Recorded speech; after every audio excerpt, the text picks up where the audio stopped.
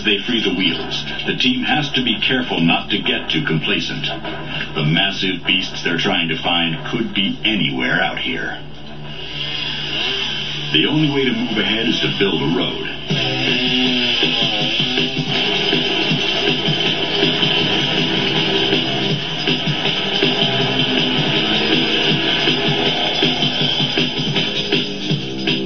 Finally, the hunters reach the feeding station deep in the forest.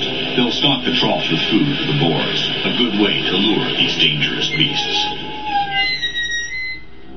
The boars will be reluctant to show up if people are around, so the hunters are taking off and leaving behind a motion-activated camera that can record images day or night. Time to leave the forest to the boars.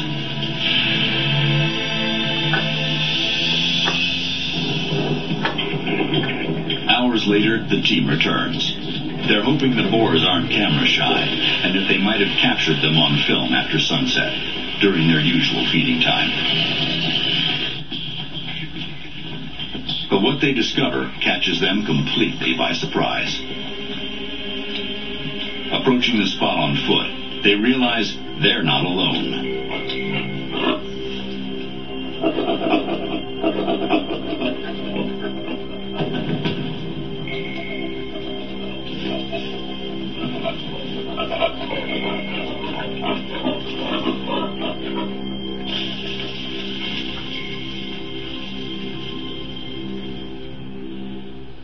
Once the motion-activated camera is retrieved, the evidence is there.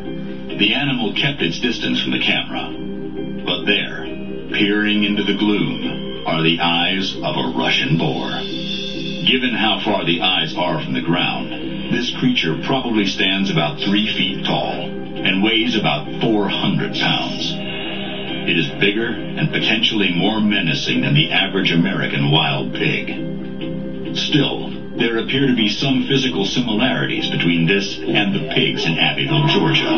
The longer legs, the larger head, the extended snout. Those similarities suggest a connection between this massive boar and the animals running wild back in the U.S. The most powerful evidence yet that the Abbeville pigs have been interbred with Eurasian boar. Given water, food, and somewhere to hide, wild pigs can live just about anywhere and can eat just about anything, animal or vegetable. Their preferred diet is roots and grasses, as well as frogs and snakes. The pigs are not picky. If they can't find a good meal, they'll pick through trash or turn a garbage dump into a smorgasbord. They're the kings until the food's gone. They're going to be there until the food. If there's always food, there'll always be hogs. They go in and eat anything they can find. So yes, wild pigs eat like, well, pigs. But worse yet, they're mating like rabbits. Males and females are sexually mature as young as 5 months of age. They have an average litter size of 6.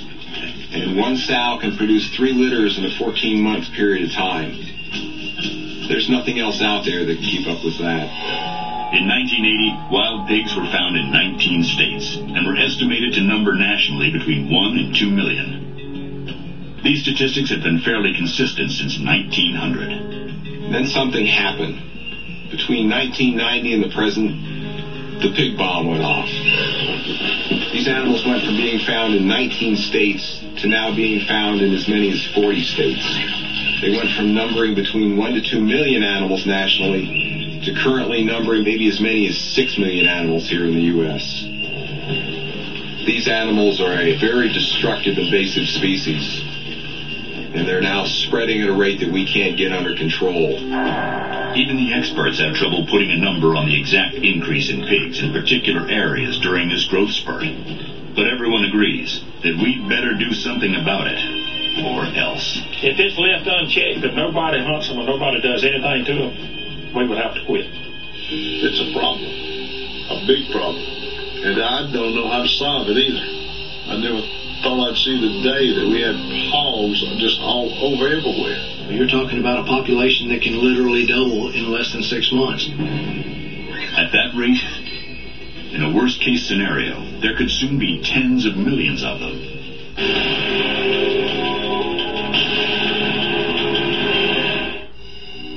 Americans who want a glimpse of their own wild pig future only have to look as far as Europe. Wild boars have been a part of the ecosystem here for centuries. But for some reason, the populations are now expanding rapidly. Wild boar, long prized by hunters, are deeply ingrained in the culture. After being hunted almost to the point of extinction, the wild boar population has been roaring back to life over the last 30 years, with a vengeance. Wild boar on the continent, the numbers are going through the roof. Nobody's exactly sure why, but wild boar are certainly not an endangered species. And just like in America, these wild boar are going hog wild. A woman in the New Forest area of southern England attacked on horseback. A 5-year-old boy on the Isle of Wight nearly gored. Victims in other countries have similar tales to report about the exploding population of wild boars. In Japan, an old woman is attacked on the street. In Germany, a man finds a hog in his home. And in India, a wild boar kills one man and seriously wounds another. Is there any way to bring this global epidemic under control? And are these Eurasian boars really crossbreeding with their American cousins? To answer these questions, we have to unlock the genetic makeup of the American wild pig. Hair samples taken from wild pigs in Abbeville, Georgia, could be the key. And that's where expert Dr. Holly Ernest comes in.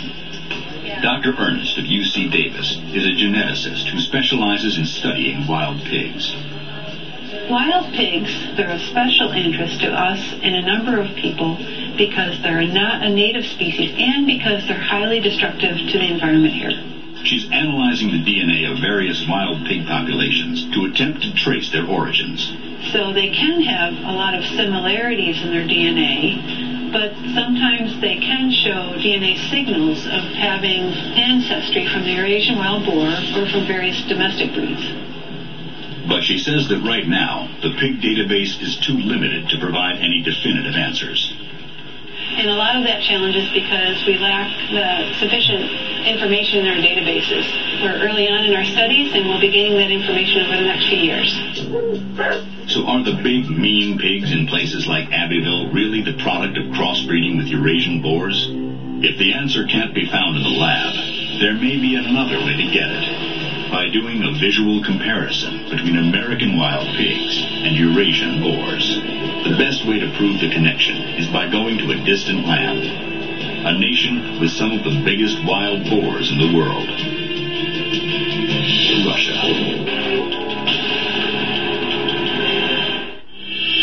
Abbeville resident Bob Addison is even more convinced. He believes that the introduction of Russian boars has transformed the local wild pig population. And he says the animal that killed his dogs was definitely Russian. Oh, yes, I believe he was as pure blood that we have had in this country. Bob even thinks he knows who's responsible for introducing them. A fellow that in that area had went to Europe and bought some Russian boars and brought in and turned loose in that area. And I'm pretty sure this must have been one of the purebred boars. There seem to be pigs bred with Russian boars in Abbeville, and Jack Mayer confirms that Eurasian boars have definitely made a home on American soil.